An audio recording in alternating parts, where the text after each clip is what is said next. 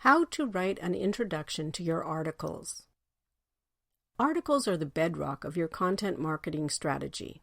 If you are going to enlarge the size of your web footprint, then you must start here. That's because so many other things can be developed from them as a result. Most guidance on how to write articles tells you to start from the beginning. Decide on your title, then write the introduction, then argue your points, draw a conclusion, and finish with your anchor text.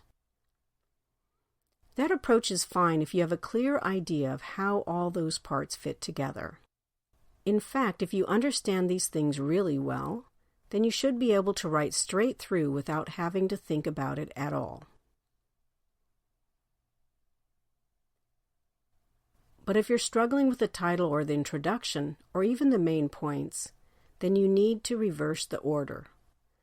Start with the conclusion, then do the bullets, and then the introduction. The introduction is probably the most challenging part of any article. That's because if your readers aren't persuaded by what it says, then they won't be bothered to read the rest of your article. So that introduction has to be spot on. It has to be compelling. The problem, of course, is that it's difficult to make it compelling without knowing in advance what you're going to say in the rest of the article. The introduction is like the overture in an opera.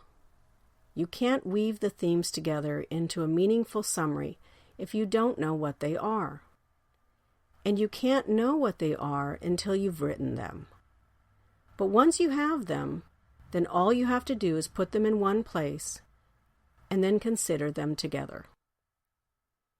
So imagine that you have your ideas, your points in front of you. Then what?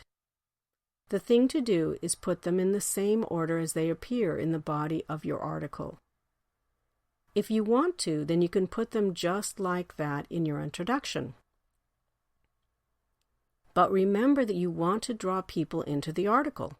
You want to tease them.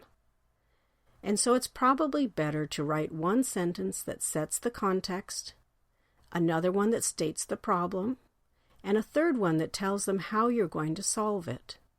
In that way, they'll get a short synopsis of what you have to say. For more information, go to www.coachingprogramblueprint.com.